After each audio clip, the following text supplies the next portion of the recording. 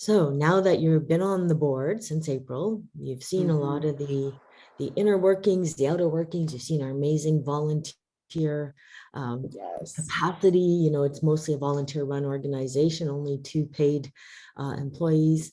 What do you see as a, aspirational visionary? What do you see as the future of the Psychedelic Association of Canada? It's a really good question. I see, like, just the way it's lightning fast, things move quickly, but at the same time, they move so slowly. And I've noticed that everyone at this table fits a space, fills a need to get the job done. So I'm really excited about that. And the work that we're doing, the way that we get to communicate with each other and the way we get to show up for each other and for the community that supports us and follows us and doesn't really even know about us. We're still standing and holding space for these people. So I really see, especially with the policy work that we're doing, that I really see us making a difference. And like you were saying, the war on drugs, and we're a little bit behind.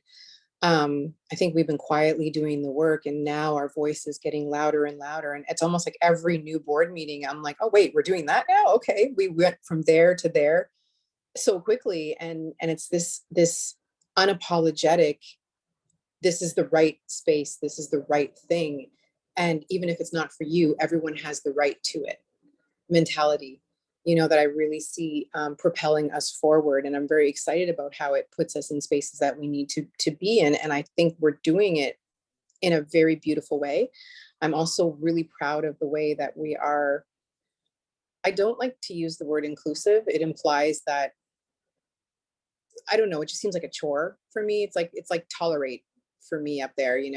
I really feel like this isn't really a thing for us. It's just a given. You don't do this without the invitation of the people who hold it, right? The people who hold it, the people who were guardians of this, ancient medicine, are the people who should be guiding people like us who have, different spaces and different abilities and different it's what I'm looking for, capacities to get things moving. Even though this is what we're trying to do, it's still not ours, in the most intimate sense. And I'm so proud of how we sit around and acknowledge that every single time we speak to each other, like all of us, we all do. And we don't do it just to pay lip service. We don't do it to say, oh, this is what you're supposed to do. We do it because we want to, and we acknowledge it, and we all know it inherently. So that really, I feel, has placed us in a position that's very rare, and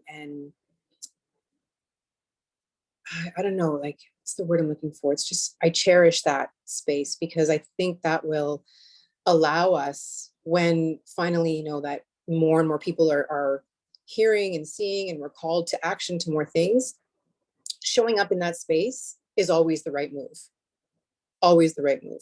So I think that that's how we've lasted as long as we have. And I think that's why we get invited to the tables that we're being invited to, because it's not, like I said, it's not just lip service. It's something we truly believe. And the way you guys have selected to surround yourselves with the right people, with the right voices and capacity and capabilities, just has put you in this perfect position. So I'm really excited about this next year of what it's going to look like. Really excited. I feel like we're going to make great strides.